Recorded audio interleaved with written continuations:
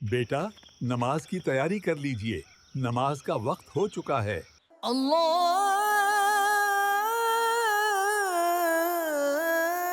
اکبر اللہ اکبر۔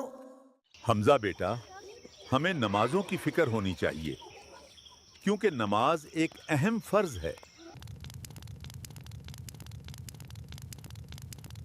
بیٹا میں اپنے بچپن کی بات بتاؤں، ہمارے پاس گھڑی نہیں تھی لیکن ہم وقت کی قدر کیا کرتے تھے، وقت پر نماز بھی پڑھتے تھے اور کھیل بھی لیا کرتے تھے۔ وقت پر سونا، وقت پر اٹھنا تو ہماری روٹین تھی، بغیر کسی گھڑی کے۔ بغیر گھڑی کے؟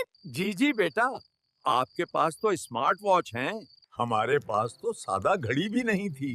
دادا ابو، بغیر گھڑی کے آپ وقت آخر کیسے معلوم کرتے تھے؟ حمزہ بیٹا، اس سوال کا جواب تو مجھ سے بہتر امیر اہل سنت بتا سکتے ہیں۔ کیا خیال ہے انہی سے پوچھ لیتے ہیں۔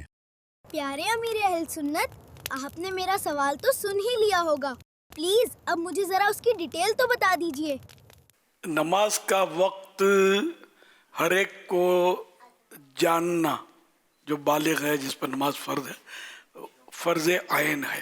اب آسانیاں ہو گئی ہیں، پہلے اس طرح کی نہیں تھی، گھڑی بھی نہیں تھی، تو وہ مختلف طریقوں سے وقت معلوم کرتے تھے، اور اصل جو وقت معلوم ہوتا ہے یہ ستارے دیکھ کر۔ تو سرکار اعلیٰ حضرت رحمۃ اللہ علیہ اتنے ماہر تھے اس میں، یہ علم توقیت کہلاتا ہے، تو توقیت میں اتنے ماہر تھے کہ آپ ستارے دیکھ کر اپنی گھڑی کا ٹائم ملا لیتے تھے، پتہ چل جاتا تھا۔ یہ اس کی ترکیب ہے، مطلب تو اس طرح مطلب ہے کہ ستاروں کے ذریعے ٹائم معلوم کیا جاتا تھا۔ پھر نئے نئے طریقے مطلب ہوئے کہ وہ رسی جلائی جاتی تھی، ہلکی ہلکی جلتے جلتے گانٹھیں لگتی تھی، یہ گانٹھ تک پہنچی تو یہ 1 گھنٹے میں پہنچتی ہے، اب گانٹھ کو جلانے میں اتنا وقت لگے گا، تو دوسری وہ گانٹھ تک پہنچے گی تو 2 گھنٹے ہو جائیں گے۔ یہ اپنے مثال دے رہا ہوں، اس طرح کے طریقے بھی لوگوں نے ایجاد کیے وقت کی معلومات کرنے کے لیے، لیکن اب خیر وہ بالکل جدید طریقے، نئے طریقے، نیو ٹیکنالوجی کے ذریعے وقت معلوم کیا جاتا ہے۔ اب تو مطلب وہ گھڑیاں بھی اب چلی گئی، اب تو یہ سارا اس میں معلوم ہو جاتا ہے، موبائل میں گھڑی آگے پیچھے ہو جاتی ہے۔